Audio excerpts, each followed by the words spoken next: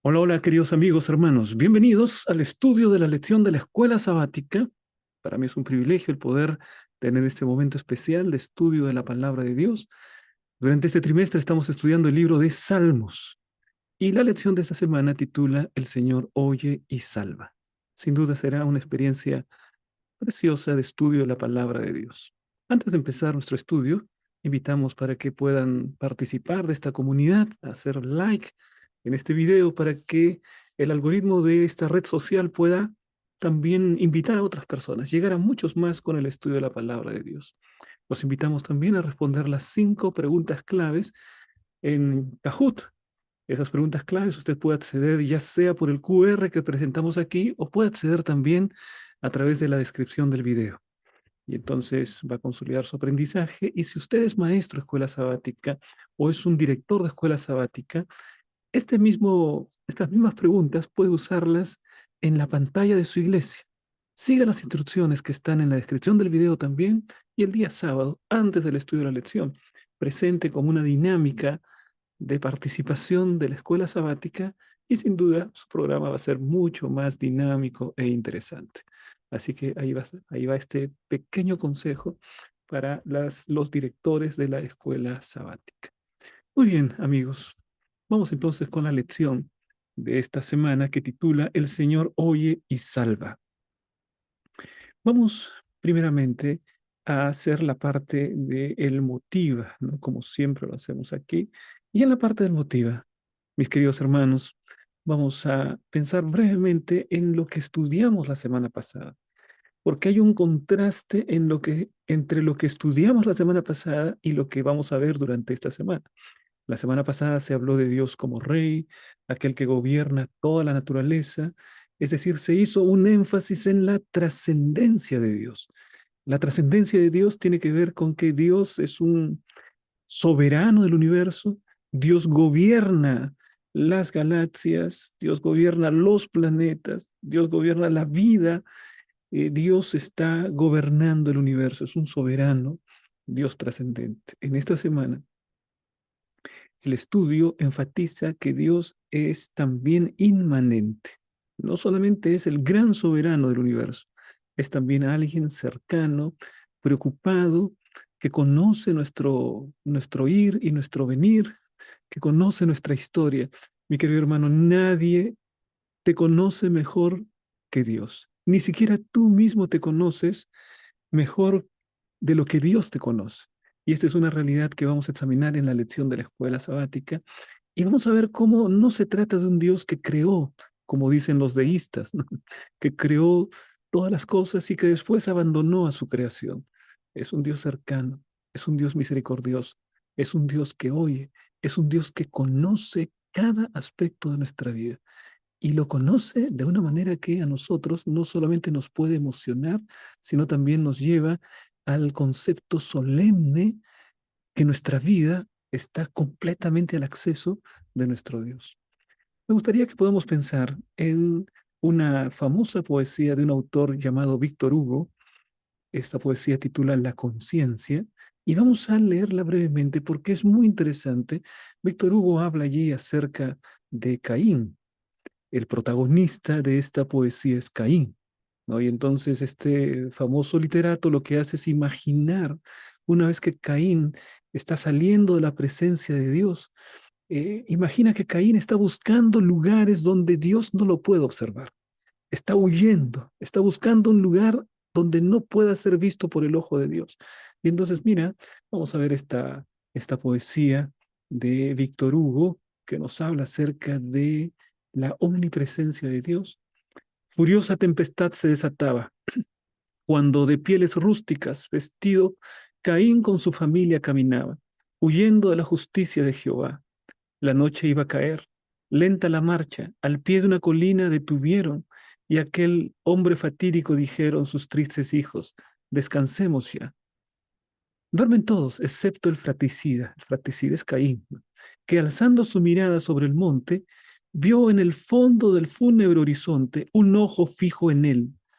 Se estremeció Caín, y despertando a su familia del dormir reacio, cual siniestros fantasmas del espacio, retornaron a huir, suerte cruel.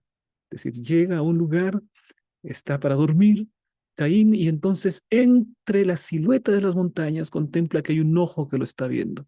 Él interpreta que es el ojo de Dios y entonces quiere salir de ese lugar porque su intención es ir a un lugar donde el ojo de Dios no lo alcance. Continúa. Corrieron 30 noches y sus días, un mes, y pálido, callado, sin reposo, y mirando sin vez y pavoroso, tierra de Asur pisó, Asiria, ¿no? La tierra de Asiria. Reposemos aquí, denos asilo, esta región espléndida del suelo. Y al sentarse, la frente elevó al cielo, y allí el ojo encontró. Mira hacia el cielo, estaba en Asur, que es Asiria, ¿no? Y ahí encuentra el ojo de Dios. No se había podido escapar de la presencia de Dios. Entonces a Jubal, padre de aquellos que en el desierto habitan, haz, le dijo, que se arme aquí una tienda. Y el buen hijo armó una tienda común. ¿Todavía lo veis? Preguntó Isila, la niña de la blonda cabellera, la de la faz como el alba placentera. Y Caín respondió, lo veo aún. Es decir, Caín había ido al desierto, en el desierto había construido una tienda y había estado dentro de la tienda pensando que nadie lo veía, pero el ojo de Dios todavía lo contemplaba. No podía huir del ojo del Señor. Pero esta poesía continúa. Jubal entonces dijo, una barrera de bronce construiré. Tras de su muro, Padre, estarás de la visión seguro. Ten confianza en mí. Se voy a construir un muro y el ojo de Dios no te va a encontrar. Una muralla se elevó altanera y el ojo estaba allí. Tubal Caín a edificarse puso una ciudad, asombro de la tierra, son los hijos de Caín. En tanto sus hermanos daban guerra a la tribu de Set y a la de Enos, las tribus de los hijos de Dios. Caín representa a los hijos de Satanás, los hijos del mal, ¿no? Los hijos del hombre, del mundo, y Set y Enos representan los hijos de Dios. Hay una guerra. Y dice acá, de tinieblas poblada la campiña, la sombra de los muros se extendía y en ellos la blasfemia se leía. Prohibido entrar a Dios. Había construido una tremenda ciudad con una gran muralla y había colocado un letrero en su vano intento que Dios no entre allí. Prohibido entrar a Dios. Eso había hecho uno de los hijos de Caín. Pero ¿qué es lo que sucede? Veamos ahí. Un castillo de piedra formidable que a la altitud de una montaña asciende, de la ciudad en medio se desprende, y allí Caín entró. Y Sila, la hija, llega hasta él y cariñosa, Padre, le dice, ¿aún no ha desaparecido? Y el anciano, aterrado, conmovido, le responde, no, no, no desaparece el ojo de Dios, está fijo en él, Caín queriendo huir del ojo de Dios, detrás de esa ciudad, detrás de esa muralla inexpugnable, y el ojo de Dios está ahí. Y ahora miran cómo termina esta poesía. Desde hoy quiero habitar bajo la tierra, dice, quiero morirme, como en su tumba el muerto. Y presurosa la familia cavóle una ancha fosa, le hicieron una fosa, y a ella descendió al fin, mas debajo esa bóveda sombría, debajo de esa tumba inhabitable, el ojo fiero estaba inobservable y miraba a Caín. Lo que está diciendo esta poesía, que ni aún la muerte lo había separado del ojo de Dios. En realidad, Víctor Hugo, cuando habla acerca del ojo de Dios, lo que está diciendo es la conciencia. Donde quiera que iba Caín, lo seguía el ojo de Dios, que era su propia conciencia.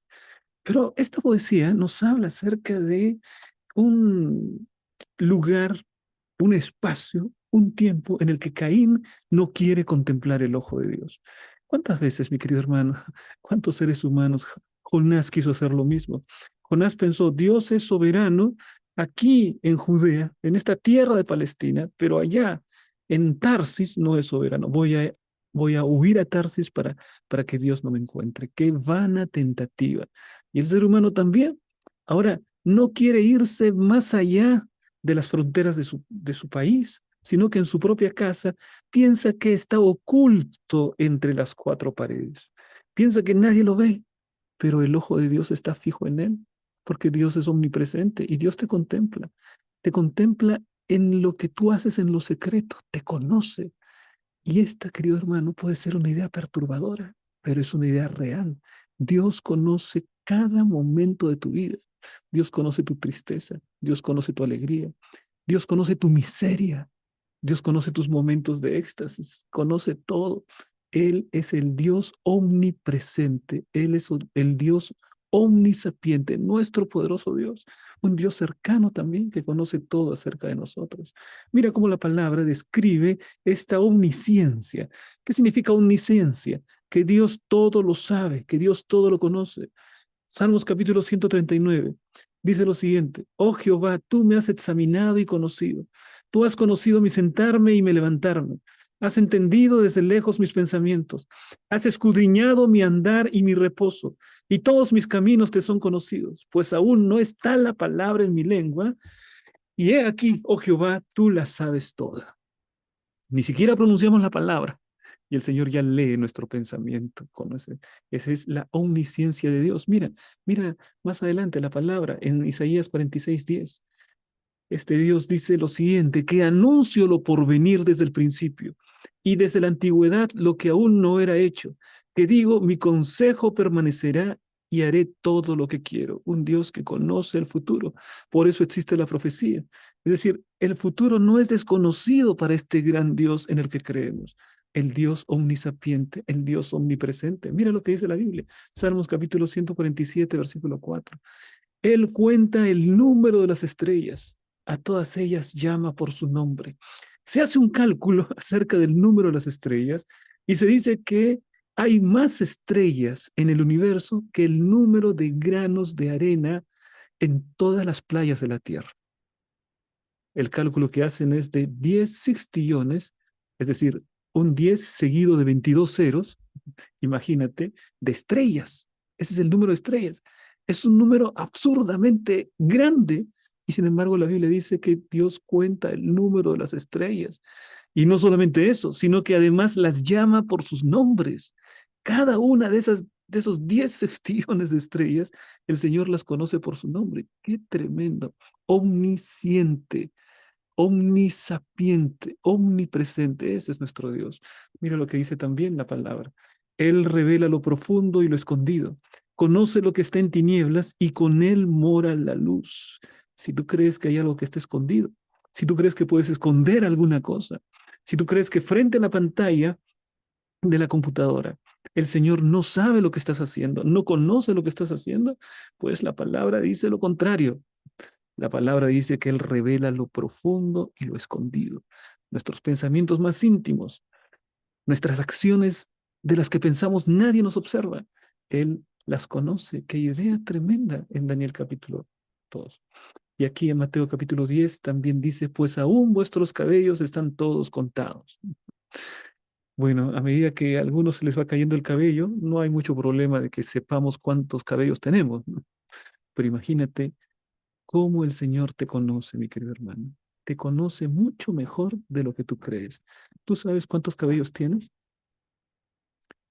Tú sabes cuáles son tus pensamientos más profundos. Muchas veces, y la psicología utiliza eso, hay pensamientos que están debajo allí, ¿no es cierto? Allí en nuestro inconsciente, de los cuales nosotros ni tenemos idea, pero están ahí almacenándose experiencias que ya a nosotros nos parece que hemos olvidado. Bueno, Dios conoce esos rincones oscuros de nuestra psicología. Dios conoce todos los espacios de nuestra mente. Y ahí dice la Biblia, hasta nuestros cabellos están contados. Esa es la omnisapiencia. Ese es el Dios que nos presenta la Biblia. Y ese es el Dios en el que nosotros creemos. Y ese es el Dios que tiene la misericordia de poder entrar en contacto con nosotros, ¿no? Queridos hermanos, qué noticia tremenda. Salmos capítulo 34, versículo 17. Claman los justos y el Señor los escucha y los libra de todas sus angustias. Claman los justos y el Señor los escucha. Qué noticia maravillosa. No es que claman en vano, no es que están clamando al aire y hay un clamor que no tiene ningún destinatario. No, hay un clamor de los justos, pero hay alguien que escucha ese clamor. Dios escucha tu clamor. Es la noticia que nos trae la lección de esta semana. Vamos a ver entonces, mis hermanos, algunos textos que se han presentado en el estudio esta semana. Primero, dice allí el texto bíblico, la selección de la semana, no fueron encubiertos de ti mis huesos. ¿Ah? Y vamos a ver lo que dice aquí la palabra, cómo es que Él nos conoce desde lo más profundo. Salmos 139, 1 y 2, dice el texto bíblico. Oh Jehová, tú me has examinado y conocido. Tú has conocido mi sentarme y mi levantarme. Has entendido desde lejos mis pensamientos. Salmo 139, 7, 8. Más adelante todavía, mire, este es un texto tremendo. Es un texto superior, por supuesto, al de Víctor Hugo, ¿no? Porque aquí hay la declaración de un hombre que se dirige directamente a Dios. ¿A dónde me iré de tu espíritu? ¿Y a dónde huiré de tu presencia? Si subiere a los cielos, allí estás tú. Y si en el Seol hiciere mi estrado, he aquí, allí tú estás. Te alabaré porque formidables, maravillosas son tus obras. Estoy maravillado y mi alma lo sabe muy bien. Y más adelante, cuán preciosos me son, oh Dios, tus pensamientos. Cuán grande es la suma de ellos. Mi querido hermano, qué tremendo este salmo. ¿Cómo nos habla acerca de la manera como Dios te conoce? Mi querido hermano, así como el salmista dice, este es un merismo, ¿no? Es una figura literaria. Cuando dice, has conocido mi sentarme y mi levantarme. ¿Por qué está diciendo? Está hablando de dos verbos complementarios, ¿no? Sentarme y levantarme. Entonces está diciendo, el Señor conoce todos los momentos, sentarme y levantarme. ¿Mm? Esta es la declaración. Has entendido desde lejos mis pensamientos. Dios conoce tu pensamiento. Ahora te pregunto, cuando tú reflexionas en que Dios conoce tus pensamientos, te pregunto, mi hermano, ¿cuál es la idea que viene a tu mente? Dios conoce tus pensamientos. ¿Cuáles son los pensamientos que están dentro de tu corazón? Vamos a suponer que tú tuvieses la capacidad de conocer los pensamientos míos. Vamos a decir que tú sabes leer la mente, ¿no? Y entonces tú sabes cuáles son mis pensamientos, ¿no? Y yo tendría mucho miedo de andar cerca tuyo, ¿no? O trataría de que si yo sé que tú lees mis pensamientos, entonces yo voy a tratar de evitarte, o si no, en el momento que te acercas voy a tratar de pensar los pensamientos más bonitos, ¿no? Voy a pensar en cosas bellas, un paisaje, en cosas buenas, ¿no? Porque no quiero que tú que me lees mis pensamientos, entonces descubras la maldad, el resentimiento, la ira, las personas a las que odio. No, no, no, no quiero que nadie sepa eso, ¿no? Es terrible la idea que otra persona pueda leer nuestros pensamientos. Ahora, a mí me encantaría leer los pensamientos de los demás. ¿Ah? Como me encantaría leer los pensamientos de mi esposa, por ejemplo, ¿no? A veces a las esposas no se las entiende, ¿no? Y entonces uno, quiero leer el pensamiento de ella, el pensamiento de mis hijos. Está pensando en este momento, si tuviese la capacidad de leer sus pensamientos, entonces yo sabría qué es lo que realmente siente, qué es lo que realmente quiere hacer, cuáles son sus reales intenciones, porque conozco los pensamientos, pero eso es imposible. Somos humanos, somos apenas seres humanos, no tenemos esa capacidad de leer los pensamientos. Pero la Biblia me dice que el Señor entiende desde lejos mis pensamientos. Señor, si conoces mis pensamientos, ¿sabes cuáles son mis miserias, Señor? ¿Sabes cuáles son mis odios? ¿Sabes qué hay dentro de mi corazón? Mis resentimientos, mis traumas están allí, están a la vista, Señor. Qué vergüenza. Me conoces tan completamente. Yo diría, Señor, de la manera que me conoces, es realmente maravilloso que aún conociéndome, me amas como me amas, Señor. Conoces mi pensamiento. Si yo conociese mi pensamiento como tú lo conoces, Señor, de repente yo no me acepto. De repente yo diría, no, este no es digno ni de sí mismo, ¿no? No, no, pero Dios conoce tu pensamiento, conoce la historia de tu vida, sabe incluso lo que tú vas a hablar antes de hablarlo. Es un conocimiento tremendo. Esos pensamientos están todos delante del Señor, pero así el Señor todavía te ama, te conoce profundamente y todavía se derrite, por así decirlo, ¿no?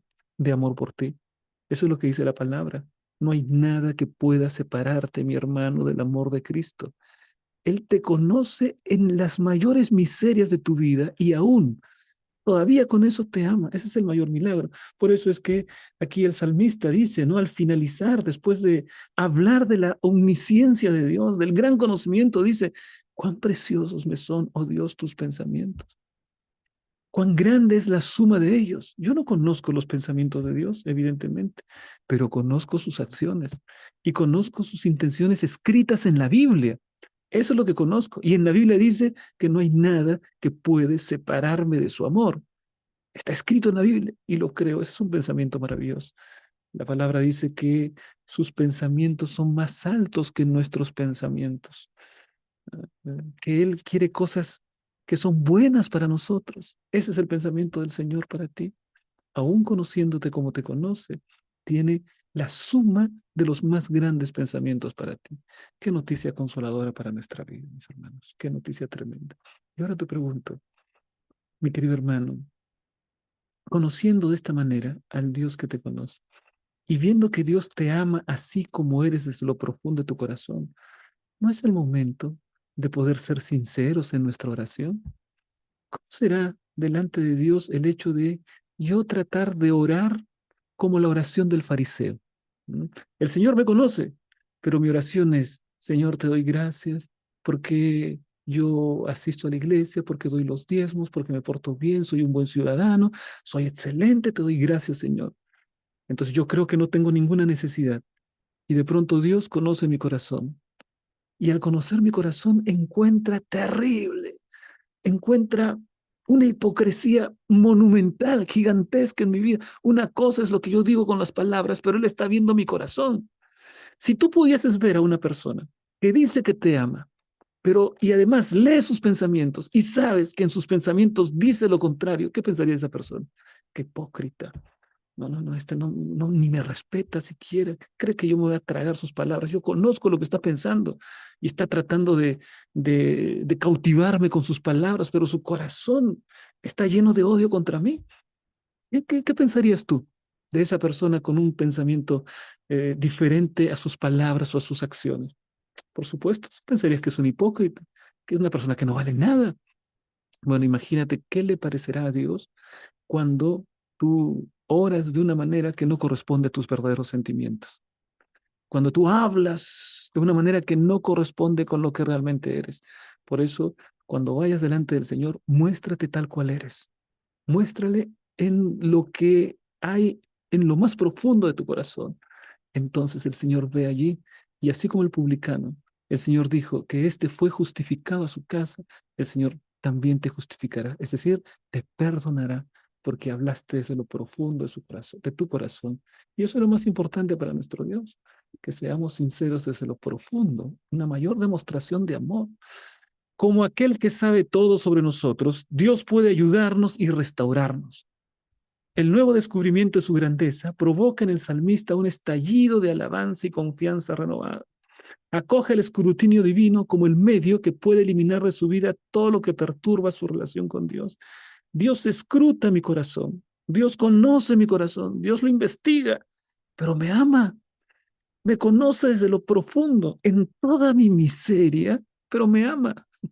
Esa es la noticia más preciosa del universo. Ese es el Evangelio en su más pura esencia. Dios te conoce como eres, pero te ama. Dios sabe quién eres, pero te ama.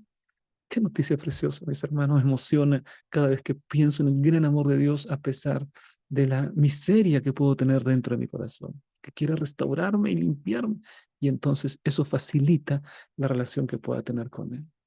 Vamos a la siguiente parte, mis hermanos. La seguridad del cuidado de Dios. Este es otro privilegio también, ¿no? La vez pasada, la semana pasada, hemos visto cómo la lección nos presenta a Dios soberano, Dios rey, Dios juez, Dios firme, ¿no? El Dios trascendente. Esta semana estamos viendo el Dios cercano, el Dios que oye, el Dios que escucha. Ambas son las caras de una misma medalla. Ambas realidades no son incompatibles. El Dios trascendente es el Dios inmanente, es Dios con nosotros. Y este Dios con nosotros nos cuida, tiene interés por su creación, por sus criaturas, tiene interés por ti y por mí. Mira lo que dice aquí la palabra. Vamos a leer algunas de estas declaraciones preciosas. Salmos 41 y 2. Pacientemente esperé a Jehová. Se inclinó a mí y oyó mi clamor y me hizo sacar del pozo de la desesperación, del lodo cenagoso. Puso mis pies sobre peña y enderezó mis pasos. Mira esta declaración tan linda en la que el salmista está dando un testimonio acerca de su propia vida. Está tratando de explicar qué es lo que Dios ha hecho por él. Y entonces describe, primero, pacientemente esperé a Jehová, él esperó con paciencia, y ahora el Señor hace dos cosas. Primero, ¿no? Primero hace dos cosas. Se inclina a mí y oye mi clamor. ¿Cuál es la figura? Bueno, yo recuerdo cuando mis hijos todavía estaban más pequeños, recuerdo esa época bonita, ¿no? Mis hijos de 4 años, de 5 años, 6 años, ya están grandes ya. Algunos de ellos tengo que mirarlos para arriba, ¿no? Pero eh, recuerdo el tiempo cuando los pequeños estaban allí, 6 años, 5 años, querían conversar conmigo. Y entonces para ir y conversar con él, yo tenía que colocarme a su nivel. Entonces me agacho, me inclino para poder mirarlo a los ojos. Recuerdo esos momentos, ¿no? Entonces el niño muy pequeño, porque si no estaría mirando hacia arriba, ¿no? Esa es la figura que el salmista está sintiendo. Dice, Dios se inclina. Es decir, Dios viene para mirarme a los ojos, como un padre frente a su hijo. Se inclina para estar atento a su palabra, porque le importa aquello que el niño va a decir. Querido hermano, nosotros somos hijos de Dios y somos criaturas de Él. Y cuando queremos hablarles, mira la figura maravillosa, es como el Padre que se inclina para mirarnos a los ojos y escucharnos y darnos toda la atención, como si fuésemos los únicos que existiésemos en el universo. Esa es una sensación maravillosa. Ahora dice, se inclinó y oyó mi clamor. Oír, no solamente escuchar, sino atentamente estar dispuesto a entender la situación en la que se encuentra, ¿no? Esta es empatía. Si hay un Dios que es empático, ese es nuestro Señor, ¿no? Porque Él vino a esta tierra y se puso en nuestro lugar. Eso es empatía en su máxima expresión. Así que oye mi clamor. Y entonces este hombre está en un pozo de desesperación, pero ¿qué es lo que hace Dios? Lo saca del pozo, compara ese pozo con un lodo cenagoso como si fuese un pantano, que cuanto más se mueve, más se hunde, que por sí solo no puedes salir, ¿no? Y entonces Dios viene, lo saca del pozo. ¿Te imaginas el alivio que tiene alguien que ha sido rescatado de un pantano que lo está succionando y no tiene salvación? Puso mis pies sobre la peña, ahora está en tierra firme y enderezó mis pasos. Ahora yo debo caminar no en mi preferencia ni en mi voluntad, sino en los pasos de Dios. Endereza mis pasos. Toda una secuencia tremenda, ¿no? Este es un capítulo 40, esos dos versículos son tremendos, ¿no? De lo que hace Dios. Se inclina, escucha, me saca del pozo de la desesperación, coloca mis pies sobre peña y me dice, hijo, ahora es hora de andar en mis caminos. Deja de golpearte a ti mismo haciendo tu propia voluntad. Vamos ahora, mis hermanos, al Salmo 121. Quizá uno de los salmos más preciosos. Recuerdo mucho este salmo porque estando en un distrito en el Brasil, habíamos organizado la Semana de la Visitación. Y entonces en cada grupo pequeño habían hecho un sorteo. Y durante esa semana, cada hermano tenía que visitar a la persona que le había tocado en el papelito, ¿no? Así que te imaginas, teníamos 90 grupos pequeños. Así que entonces empezaron a distribuir los papelitos y, bueno, lo que yo no sabía es que mi nombre lo habían colocado también. Y entonces llegó una niña de 13 años con su hermanita a hacerme la visita. Llegaron allá y les tocó visitarme y me estaban visitando. Yo feliz, ¿no? Me estaba visitando, nos reunimos. Una niña de 13 años estaba visitándome en la semana de la visitación. Y bueno, recuerdo claramente que leyó el Salmo 121, ¿no? Así que hasta ahora tengo este salmo ahí en mi corazón porque fue parte de esa visita de esta niña que leyó este lindo salmo. Bueno, alzaré los ojos, alzaré mis ojos hacia los montes. ¿De dónde vendrá mi socorro? Dicen. Mi socorro viene de Jehová que hizo los cielos y la tierra. Este Salmo 121, mis hermanos, es un salmo denominado de romería, o es un salmo de peregrinación. A partir del Salmo 120 en adelante, hasta el 134, hay varios salmos que los israelitas usaban cuando iban de peregrinación. En las grandes fiestas de Israel, que eran 3 fiestas al año, salían de los pueblos, de las villas, de las ciudades más pequeñas y todo mundo iba a Jerusalén. Y entonces en el camino hasta Jerusalén, las multitudes iban cantando los salmos, estos salmos de romería. Y uno de ellos era este salmo, capítulo 121. Así que te imaginas, ¿no? Era una experiencia tremenda, porque las personas se iban uniendo de diferentes aldeas pequeñas y la multitud cada vez más grande. Y entonces se protegían unos a otros porque habían salteadores en el camino también. Y allí viene este salmo que dice, alzaré mis ojos a los montes. Estaban caminando en el desierto y ellos miraban los montes y decían, bueno, si alguien viene en este momento a querer asaltarnos, ¿de dónde vendrá mi socorro? Y ellos mismos se respondían, mi socorro viene de Jehová. Mm. Es interesante este Salmo 121, pero leamos más adelante qué otras lecciones tiene para nosotros. Miren, no dará tu pie al resbaladero. Y ahí tenemos que el Señor estará cuidando que caminemos en un sendero firme. Su orientación, sus lecciones, lo que dice la Biblia, es para que no resbales, mi hermano, para que no tomes malas decisiones. Cuando el Señor dice, no cometerás adulterio y eres fiel a la enseñanza del Señor, tu familia es más feliz, tú eres más feliz, porque el camino del Señor es recto y es firme, no andas al resbaladero. ¿Mm? De manera que ahí están sus mandamientos, ahí están sus lecciones. Y por eso el Señor no da tu pie al resbaladero, porque te indica cuál es el camino firme. Y dice más también, ni se dormirá el que te guarda. He aquí que no se adormecerá ni dormirá el que guarda a Israel. Aquí hay una figura. A Jesús, al Padre, a Dios se lo está presentando como el guardián. Y este es un guardián que no se duerme. Mientras todo mundo tiene que dormir, el guardián permanece despierto, porque está mirando allí, protegiendo. Todo mundo duerme y hay uno que permanece despierto. Entonces, anda tranquilo, mi hermano.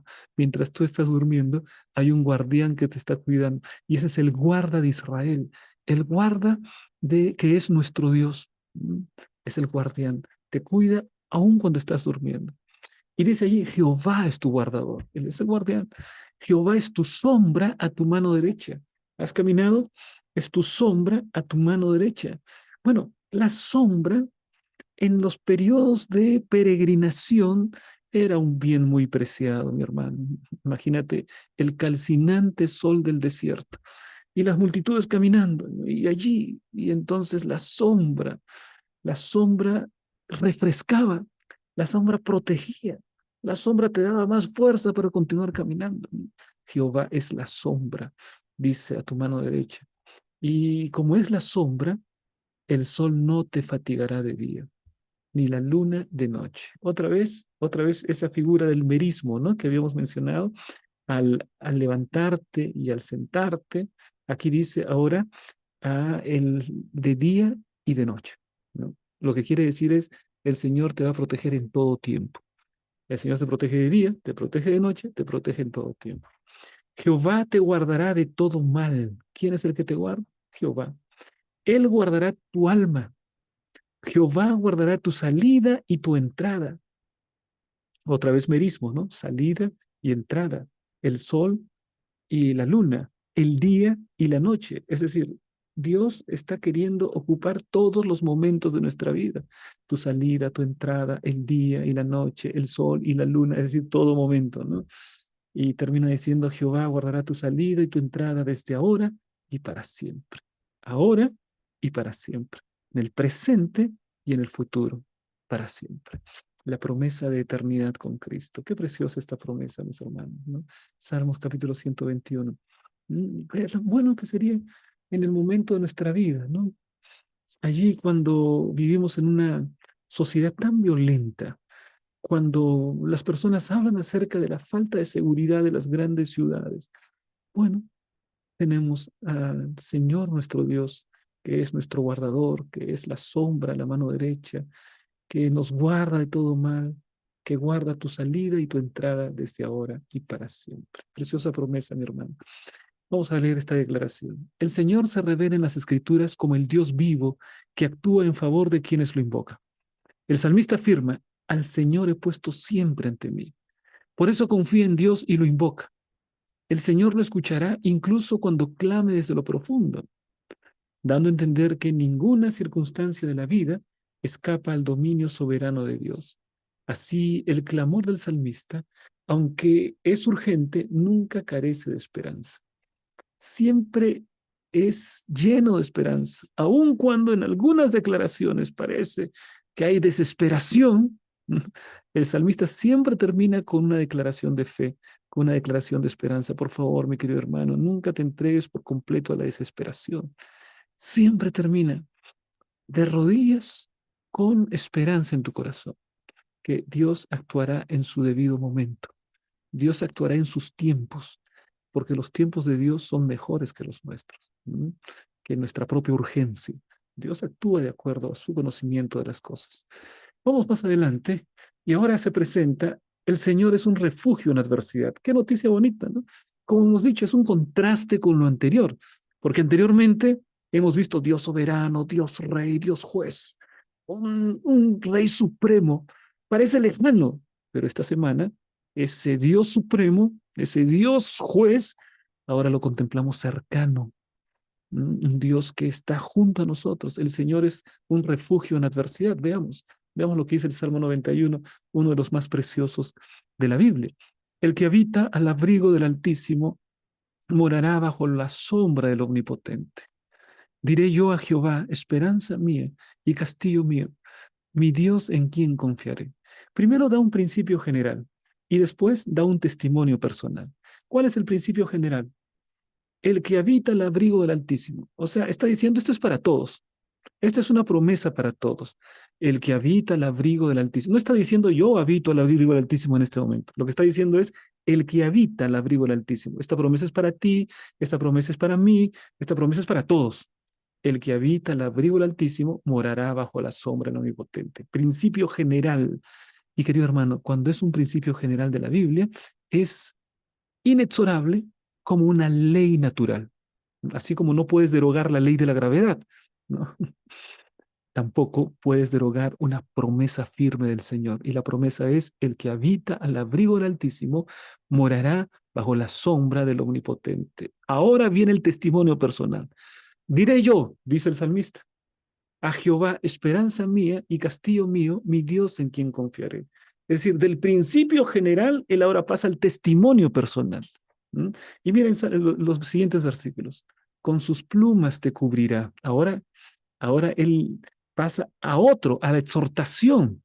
Mira, hay tres momentos aquí. Primero, él da el principio general, el que habita el abrigo del Altísimo. Segundo, él da el testimonio personal, diré yo. Y después le habla al lector o al que escuche el salmo. Es decir, habla contigo, habla conmigo, que estamos leyendo el salmo, y te da una promesa. Y dice, mira, querido amigo, con tus plumas te cubrirá, y debajo de sus alas estarás seguro. Hay tres momentos en este salmo. El principio general, el que habita el abrigo del Altísimo. El testimonio personal, diré yo a Jehová. Y ahora se dirige a ti y te dice, con tus plumas te cubrirá. O sea, lo que está diciendo el salmista es, mira, lo que Dios ha hecho conmigo, también lo va a hacer contigo. Con tus plumas, con sus plumas te cubrirá a ti. Y debajo de sus alas estarás seguro. Escudo y adarga es su verdad, porque has puesto a Jehová, que es mi esperanza, al Altísimo por tu habitación. No hay un diálogo con el lector, ¿no? Te cubrirá con sus plumas, mi hermano. Debajo de sus alas estarás seguro. Tú que me escuchas, está diciendo el salmista, ¿no? Tú que escuchas este salmo, después de haber dado su testimonio personal. Mira la gran preocupación que Dios tiene por nosotros. Salmos 17:8. Guárdame como a la niña de tus ojos. Escóndeme bajo la sombra de tus alas.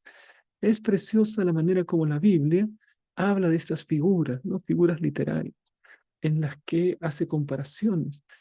Y entonces dice, guárdame como a la niña de tus ojos. ¿Quiénes son la niña de tus ojos? ¿No? Un papá, un papá con su hija, ¿no? Por supuesto que hay una relación muy especial entre los papás y las hijas, las niñas, las mujercitas de papá, ¿no? Yo tengo una hijita y hoy sé lo que le estoy diciendo, ¿no? Hay un cariño especial por la niña, ¿no? Para el papá, la niña de sus ojos, la fuente de su alegría, ¿no? Eso es lo que vemos en la vida real. Bueno, el Señor, el salmista toma también esta costumbre muy humana y dice, guárdame como a la niña de tus ojos. Tu hija predilecta, tu hijo predilecto, Señor, guárdame de esa manera. Y dice, escóndeme bajo la sombra de tus alas. Y allí usa la figura de un polluelo, ¿no? Señor, yo soy un polluelo, entonces tú eres mi padre, yo me coloco debajo de tus alas y cúbreme bajo la sombra de tus alas. Sentido de estar protegido en medio de la adversidad. Puede haber lluvia afuera, puede haber granizo, pero estoy cubierto bajo la sombra de las alas del Padre. El mundo puede estar convulsionando, el mundo puede estar cayéndose y sin embargo tú estás escondido, mi hermano, bajo la sombra de las alas del Señor. Esa es la protección. ¿Cómo se siente el salmista? Por eso es que el salmista continuamente, en los salmos hay siempre esto, exhorta a la persona que escucha el salmo y le dice, mira, también ten tú esa experiencia. Con tus plumas te cubrirá a ti, con sus plumas te cubrirá. Miran cómo Jesús usa esta misma figura en Mateo 23:37, la figura de la sombra de sus alas, ¿no? Cuando recuerdas, esto ocurrió en el momento que Jesús entra en Jerusalén, lo reciben con gran fastuosidad, ¿no? Con un cantos de Hosanna, Hosanna, entra a Jerusalén. Y entonces, frente a la ciudad de Jerusalén, Jesús contempla esta ciudad y mira la suerte que tendría, porque esta ciudad finalmente, los habitantes de esta ciudad rechazaron a Dios y esta ciudad sería destruida. Dice Jerusalén, Jerusalén, que matas a los profetas y apedreas a los que te son enviados. ¿Cuántas veces quise juntar a tus hijos como la gallina junta a sus polluelos debajo de las alas y no quisiste? Mira, esta es una declaración que viene directamente del corazón de Dios. Está manifestando una tristeza frente a la ciudad. Está diciendo cuántas veces yo he querido que vengas para cubrirte con mis alas. Quise juntarte allí para que estés bajo mi protección. Nadie haría nada contra ti. Jamás serías destruida. ¿Cuántas veces he querido lo mejor para ti y no quisiste?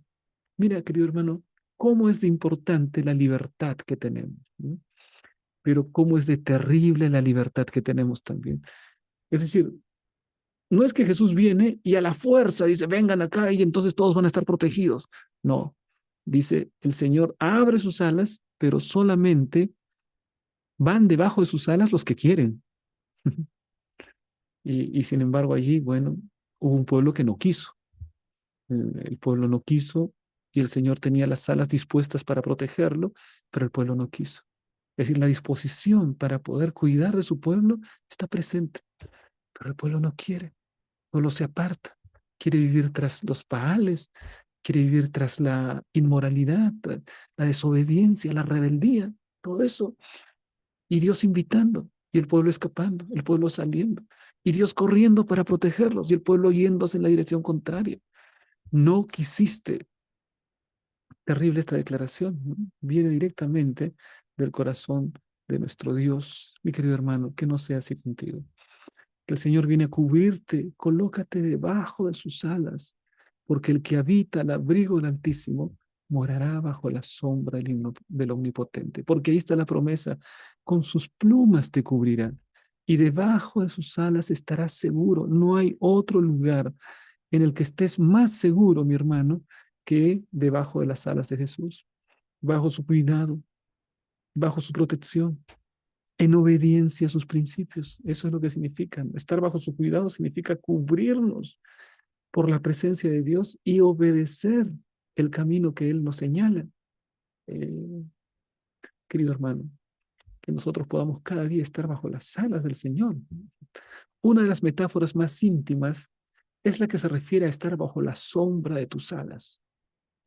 Esta metáfora produce consuelo y seguridad al señalar la protección de un ave madre.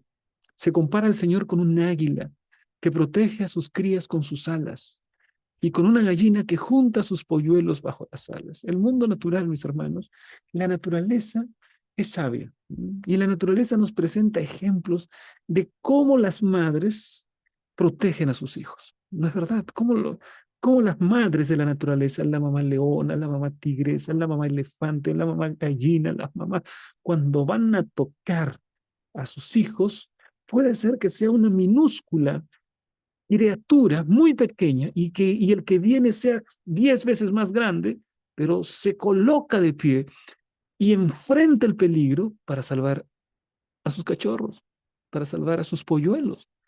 La naturaleza nos brinda esa lección tremenda. Bueno, ese es nuestro Dios. Nuestro Dios se levanta con todo su poder contra quienes quieren destruir a sus hijos. Y el mayor destructor es, pues, Satanás, el diablo, ¿no? Entonces, pero colócate debajo de las alas del Señor, mi hermano, y entonces estarás seguro. El que habita el abrigo del Altísimo morará bajo la sombra del Omnipotente. Veamos ahora esta siguiente parte en la que se nos habla de Dios como defensor y libertador. Ese Dios que nos escucha, ese Dios que nos protege, es el Dios que nos libera y es el Dios que nos defiende. Veamos algunos textos. Mira, por ejemplo, se habla acerca de la liberación de Egipto en 1 Corintios capítulo 10. El apóstol Pablo lo que hace es presentar la salida de Egipto como un ejemplo de la liberación que también tiene la iglesia cristiana. Se salieron de Egipto y nosotros hemos salido del pecado. Ellos fueron bautizados y nosotros somos bautizados. O tú preguntas, ¿en qué momento fueron bautizados, pastor? Bueno, aquí el apóstol Pablo explica que los israelitas al salir de Egipto fueron bautizados. Vamos a leer el texto. Dice, y todos, el pueblo, y todos en Moisés fueron bautizados en la nube y en el mar. Y todos comieron el mismo alimento espiritual. Y todos bebieron la misma bebida espiritual, porque bebían de la roca espiritual que los seguía, y la roca era Cristo. ¿Quién es la roca? Cristo. Acá dice que fueron bautizados, y todos en Moisés fueron bautizados en la nube y en el mar. Salieron de Egipto y fueron bautizados. ¿En qué momento fueron bautizados? Dice el apóstol Pablo que fueron bautizados en la nube y en el mar. Bueno, vamos a recordar un poco la historia.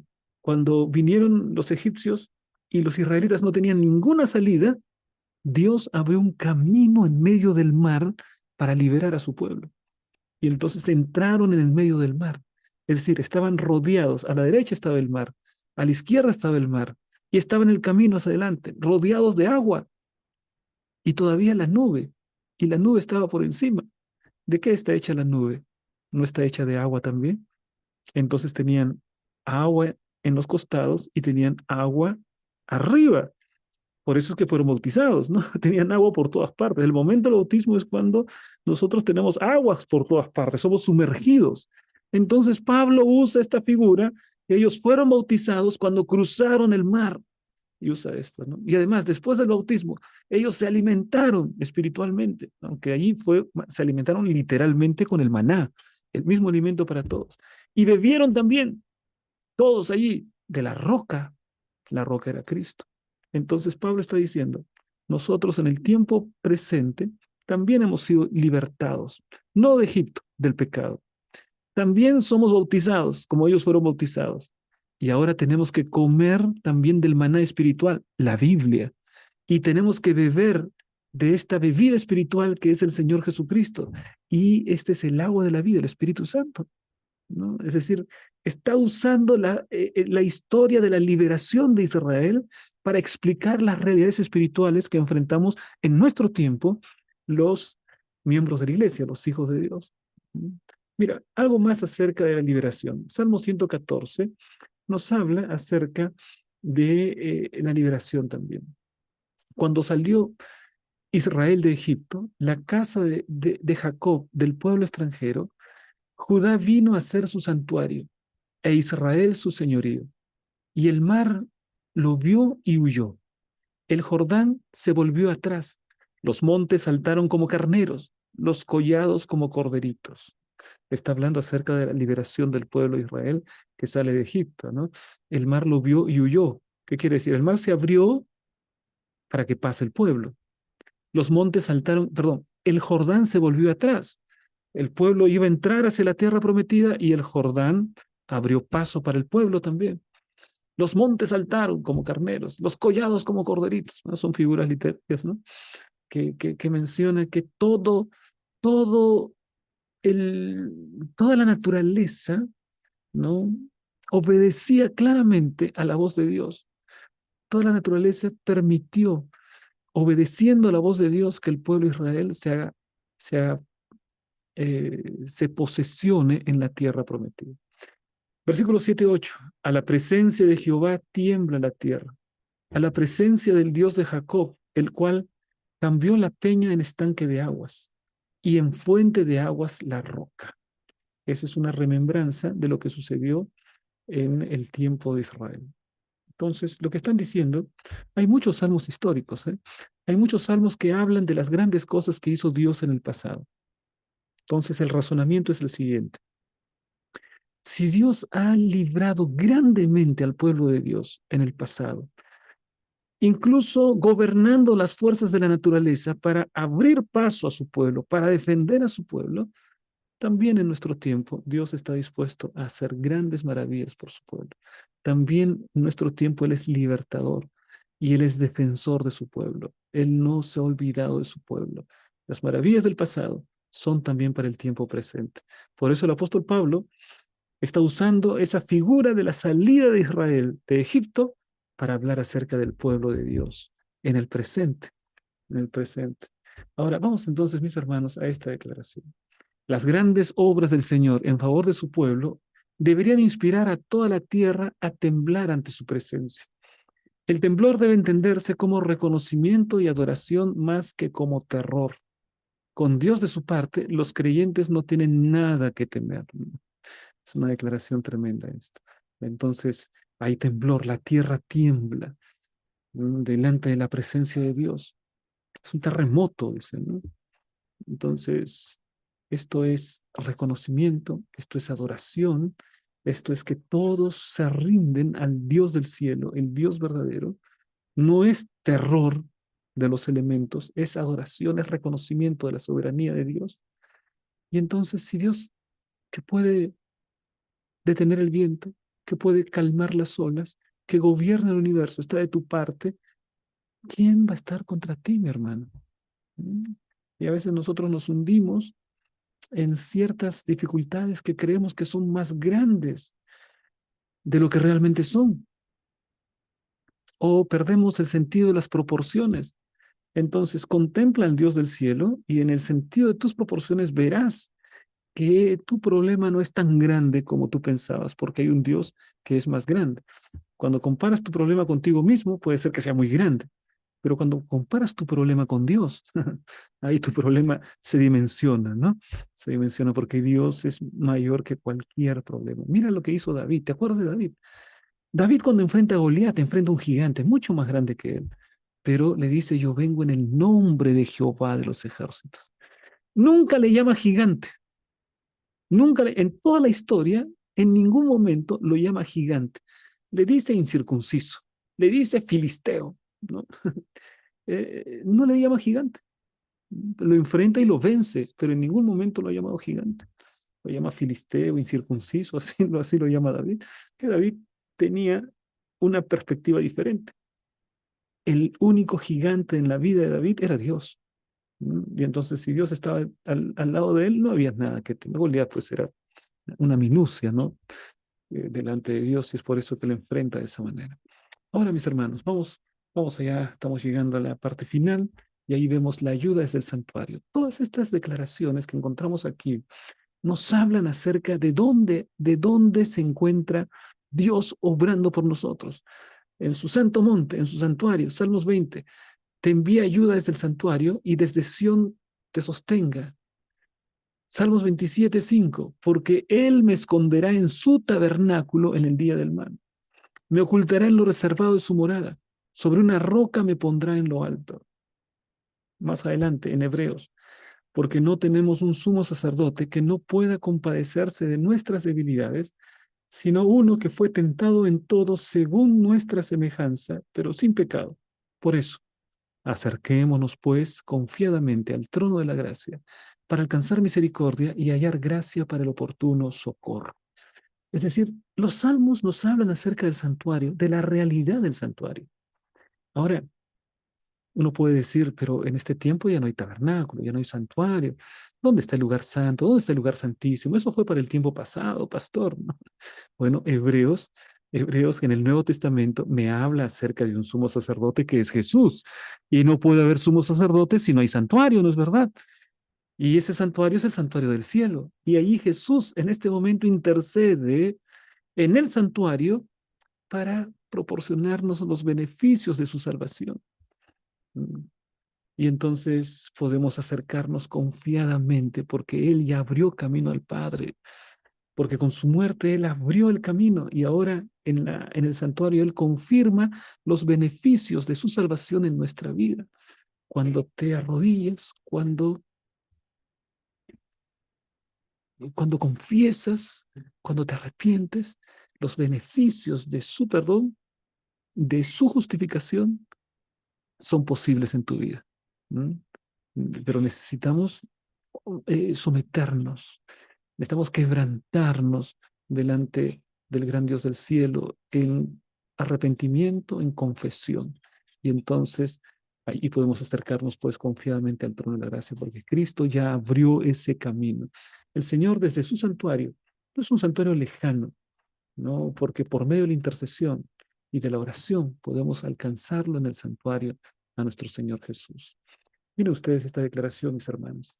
El refugio en el santuario supera la seguridad que ofrece cualquier otro lugar del mundo, porque en el santuario Dios habita en persona, la presencia de Dios y no meramente el templo, como edificio firme, brinda seguridad del mismo modo. Al ser el monte donde mora el Señor, el monte Sión supera a otros montes, aunque sí mismo era una colina no muy grande ni elevada. Bueno, Sión era una colina, ¿no? Imagínate, compara con el Huascarán, aquí en el Perú, ¿no? Más de 6.000 y tantos metros. No, no, Sión era una montañita pequeña, pero Sión, esa montaña, es el símbolo del lugar donde Dios opera. El Monte Santo de su santuario es el símbolo del santuario celestial. Y desde allí el Señor intercede por nosotros. Qué lección maravillosa. Mis hermanos, qué maravilla estudiar la palabra de Dios. Qué maravilla ver nuestro Dios en todas sus dimensiones, tal como la Biblia lo presenta. Pregunta de aplicación. ¿Por qué la confianza en Dios en los buenos momentos es crucial para aprender a confiar en Él también en los malos ratos? Crucial, mi querido hermano, que en los buenos momentos, como ahora, cuando no estés enfrentando nada, si entrenas tu devoción a Dios, entonces en los malos momentos tú tendrás la facilidad, el hábito, la costumbre de estar en la presencia de Dios. ¿Mm? Es decir, todo momento es necesario habitar en la presencia del Señor. Vamos a ir, mis hermanos, a la parte final del CREA, donde una vez más les hacemos la invitación para que participen de las 5 preguntas claves. Entren por el QR o entren por la descripción del video o presenten en su clase de escuela sabática si son maestros o directivos de escuela sabática. Es de una gran ayuda para poder dinamizar el estudio de la lección de la escuela sabática. Muchas gracias a los que participaron. Felicitaciones a Samuel, Moody y Aida que han participado en esta semana. Y gracias también a los mensajes que nos han enviado tanto en YouTube como en Facebook, mis queridos hermanos, ¿no? Ha sido realmente maravilloso poder leer esos mensajes de ánimo y les animo también para continuar en el estudio de la palabra de Dios. De esta manera, mis hermanos, llegamos al final del estudio de la palabra de Dios. Les mando un gran abrazo y continuamos la próxima semana. Que Dios les bendiga.